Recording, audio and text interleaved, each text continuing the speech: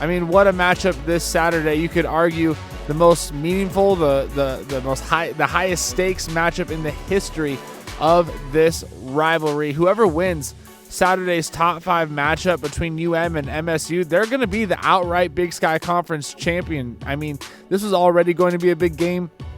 It has been. I mean, the last few years you look, and it's almost always been a top 10 matchup now, which has made it awesome.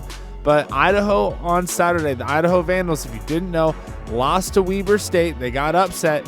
So now, I mean, with Idaho out of the picture, the winner wins the Big Sky outright with a win. And Idaho slipped in the rankings, obviously. Montana State moves up that one spot to number 4, so it's number 3 versus number 4.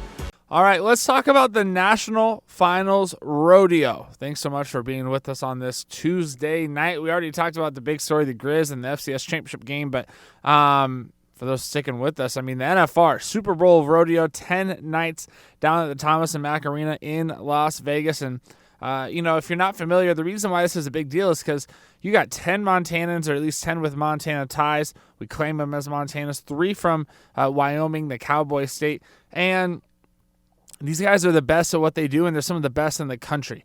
And that's what's really awesome to see, is that Montana and Wyoming are really well represented in a big way in the sport of rodeo, which I think continues to grow on a national scale. And it was cool because you had Miles City's Haven Medjid and Circle native, now she lives in Ulrich, South Dakota, Lisa Lockhart. They both won NFR average titles on Saturday night. So when they're on that script, that opening game script, man, Rocky is good. Like, they just are, they're on it. They come out with a great game plan, and they jump on people, and something switches at halftime. I mean, the Battling Bears defense, they've yet to allow an individual rusher over 50 total yards this season, an NAIA best, 33.5 rushing yards allowed so far this year. In terms of scoring defense before this game, they were 7th in the country.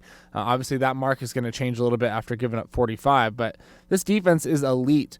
And they ended up giving up 440 yards to the College of Idaho. And I don't know if they just get conservative. I mean, Holcomb was 8 of 10 to like the first, quarter and a half. He finished 12 of 18 for 127 yards, 3 touchdowns, and an interception. So he only threw the ball 8 more times in the entire second half.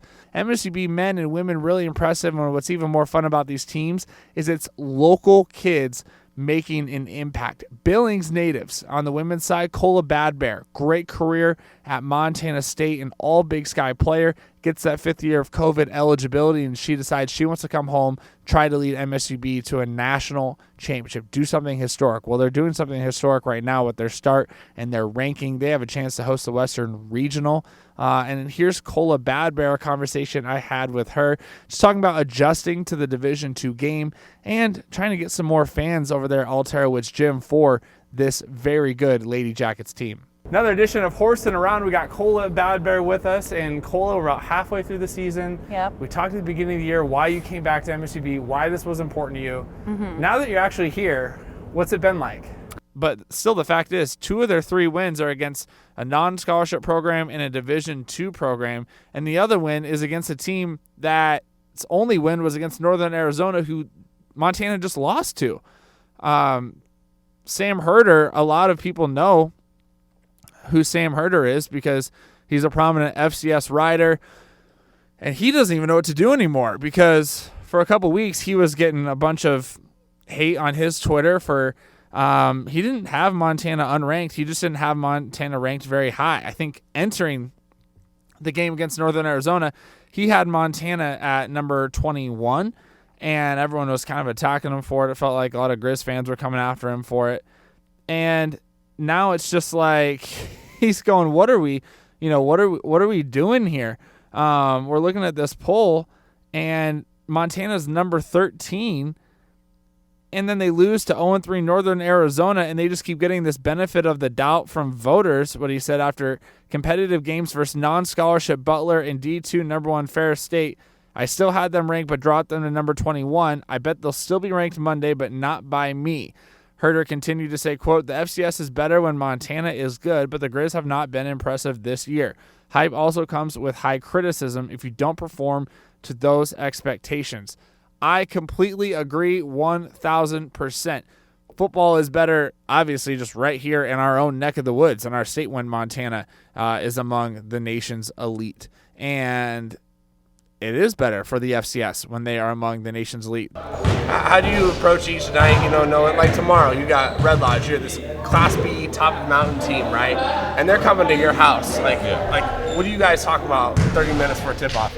Congratulations to the Billings West Golden Bears. And I mean, now you'd argue they are just getting started because they were the 2023 AA basketball state champions. So now they'll come back to defend their title, get a chance to repeat. We'll see what the Golden Bears can do if they can sweep the volleyball and basketball titles. Meanwhile, in Class A, that title match pitted Hardin against Billings Central. Rams are looking to be the first Class A program to four-peat, but they ran into the buzzsaw that all year has been Hardin. The Bulldogs swept the Rams again. They beat Central for the 7th time this season. They also faced them in the unbeaten semifinal on Friday of the state tournament, and Hardin swept them. So it was really cool. A big Bulldog crowd there at Brick Breeden Fieldhouse. Really hard to believe that you can face a team with the pedigree of Billings Central that many times and win that many times and not have to go to a second championship match, for example, or anything like that. All that said, it's Hardin's first title since 2002. That's when the season was still in the winter, and it switched actually that year. So if you look in the record books, you have a 2002 winter volleyball champ and a 2002 fall champ. Just kind of interesting there. But they snap a 21-year drought. Here's Hardin head coach Kelsey Torski, her daughter, junior McKenna Torski, and senior Aubrey Needens after claiming the state A crown. Centerville, it was back and forth a little bit with Custer Hysham, Melstone, and then it's really cool to see that in six-man, a lot of times you see these laterals and all these pass plays and little dump-off passes. They just smash it. I mean, right up the gut and really take it to you. And they will be a tough team to beat. They're very physical. And here's a quick interview with some of the guys on the minors, including Luke Kelly, who was just racking up the yards, 7 total touchdowns, 400 yards of offense, and their lone senior, Noble. And so here are the minors after they win over Custer Hysham Melstone on Saturday. What's this win mean to you guys in your town? This is everything. We haven't been to state since 06. We haven't made the playoffs in six-man yet. This is everything for us. And then what I was saying is you watch what Custer Hysham can be, and they're kind of like show you what you can do with six-man, right? Like the laterals and the passes. Yeah, they're a good team. You guys just kind of smack people around. What's the mentality like with your physicality? Yeah, our mentality is defense first. Defense wins us games. They have a great offense, but we came in here confident in our defense. All right, shifting gears to Montana State as their season ended in dramatic, unfortunate, sad, devastating. I mean, use all the words you want for it. 35-34 against North Dakota State on Saturday. A game I was at in Bozeman and caught firsthand, was tracking it, and it was really hard to swallow because Montana State dominated most of that game. I mean, Tommy Malott accounted for 355 yards and 4 touchdowns and just was slinging it. He was running it. He just was doing kind of everything. And you can point to the end of the game, but also point to the first quarter because the Bobcats dominated like every facet of that first quarter. They forced 2 3-and-outs on defense on the Bison, and they drove right down the field 3 times in the first quarter, but yet they only came up with 7 points because of 2 missed field goals. One of them I don't really harp on that much. It was from about 50 yards out, so that's a tough kick. The first one was a chip shot, probably should have gone in. That's the way it goes, but they didn't take advantage of their opportunities there.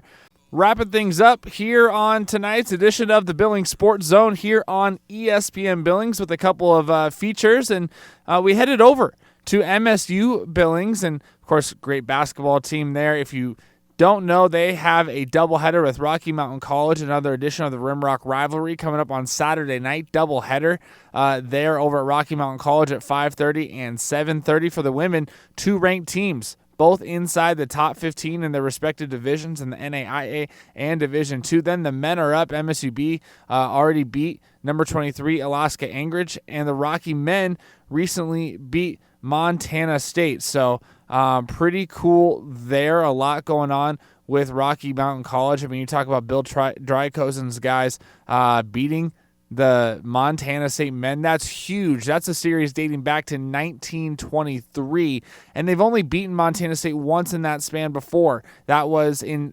1993, but that win was eventually vacated, so it doesn't count in the record books. In Class A soccer, we had something happen that has not happened since 2007. Now, it's hard to believe. You have to go back all the way to 2007, 16 years, to find the last time in Class A girls soccer that either Billings Central or the Laurel girls will not be in the title game. Can you believe that? 16 years. 2007, that's when Belgrade won it all in Class A at the time. And the Laurel or Billings Central girls have been in the championship game. Well, on Saturday, both those programs lost. Laurel was the top seed out of the conference. They lost to Big Fork. They got upset over that. The Laurel Sportsplex, a huge win for the Valkyries, knocking off the Lady Locos. Billings Central, they were just a 3 seed this year. They had a bit of an up-and-down season. They had to go all the way to Whitefish. They got shut out by the top seed in the state tournament. So they had a really tough time with that, and they're out. So that knocks them out. It's hard to believe that it's been that long. But the team in girls Class A that's still alive is Lockwood High School. How about Lockwood? They had just 2 wins a year ago, had a great season this year. They're led by Meadow Mallmeister, who has 31 goals this season. That's 5 more than anyone else in the state. She leads the state. She's just a freshman in goal scoring. They had to go to Stevensville on Saturday. They won 2-1 in overtime. And with that win, they're the first team in Lockwood High School's athletics history to win a playoff game, which is pretty cool for the Lady Lions. And now they're in the state Class A semifinals. And it's quite a accomplishment for Lockwood High School. State golf. We had the state AA tournament right here in Billings.